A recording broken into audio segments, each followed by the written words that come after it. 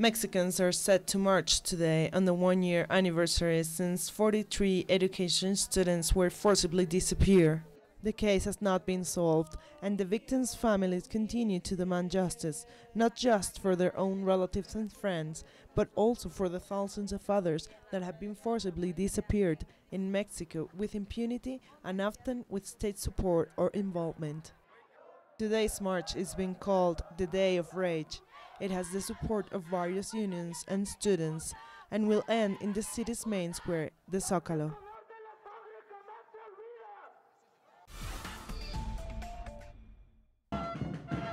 While campesinos continue protesting against the development of Tía María, the Minister of Energy and Mining, Rosa María Ortiz, made a public statement in support of the project at Perumín, a mining business conference.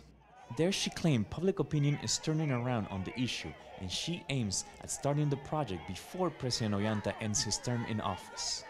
Those protesting disagree with the minister. At 2 in the afternoon we have already become a sea of people, and nobody has changed our position with respect to this project. We continue to be strong, and nobody is changing our opinion.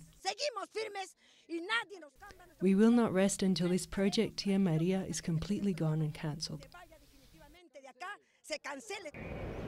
Critics of the government claim its agenda is set by economic elites, and such public statements avoiding to acknowledge the will of the residents of the Valley of Tambo are attempts to lessen criticism by the mining business sector. Analysts also claim corporations like Grupo México do not even consider compromising as a strategy to move forward the project. It's not a business conglomerate that is characterized by dialogue. They believe that projects are developed and that people have to adapt to the projects. Such a stance is extremely conservative, and even at the mining conference, there have been several presentations insisting that IT is fundamental to engage in dialogue with the population. Meanwhile, also in Arequipa, people from different parts of the country are meeting at a People's Summit conference to organize against and condemn contamination by extractive industries all over the country. No representatives of Humala's government were present, and the lack of dialogue seems to assure social conflicts in the area will continue. Rael Mora, Telesur, Peru.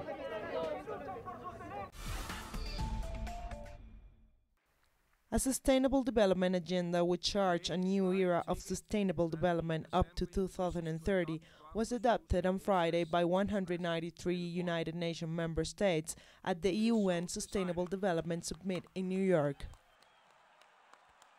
The agenda, comprising 17 objectives, serves a launchpad for action by the international community and by national governments to promote shared prosperity and well-being for all over the next 15 years. UN Secretary General Ban Ki-moon described the agenda as a to-do list for people and planet. The new goals supersede the 8 Millennium Development Goals adopted at the summit in 2000. Pope Francis visited a Catholic school in East Harlem, New York on Friday, where he encouraged the mainly Black and Latino students to remember to fight for their dreams. The visit followed his address to the UN General Assembly earlier in the day, where the Pope criticized global inequality and exclusion, arguing that social and economic issues are intricately linked to climate abuse. The Pope has made addressing the cause of immigrants a central theme on his first visit to the United States. Bien cerquita de aquí hay una calle muy importante. Very near here is a very important street named after a man who did a lot of good for other people. I want to talk a little bit about him. He was the Reverend Martin Luther King. Martin Luther King. One day he said, "I have a dream."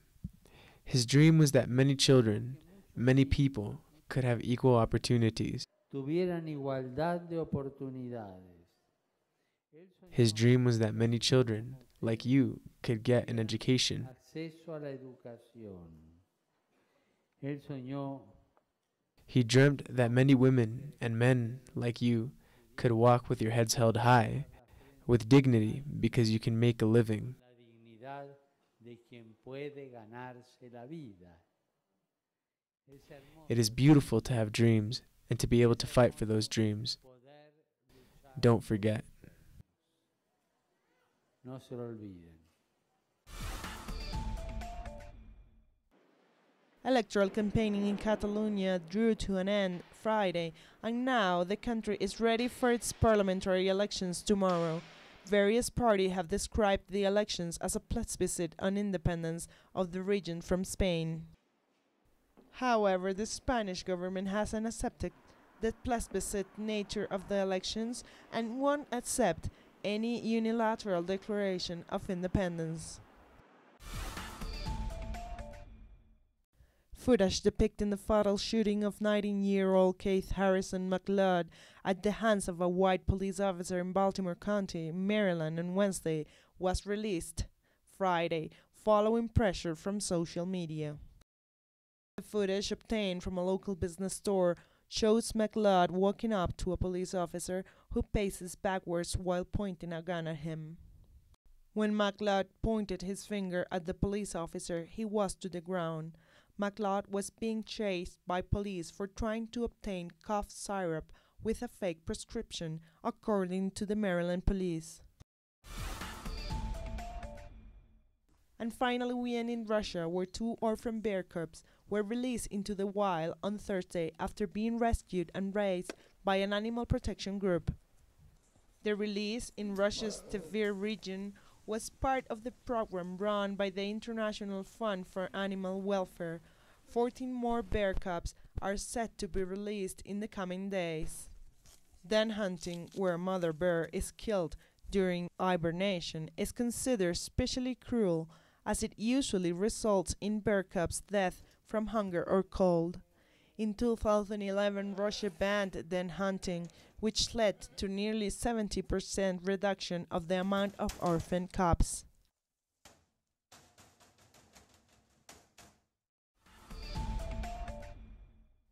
Facts that have marked the course of history. Productions designed in the English language and made for the English-speaking world. This is Documentary. Watch it on telesur.net/English. Telesur, wherever the news, you'll be there.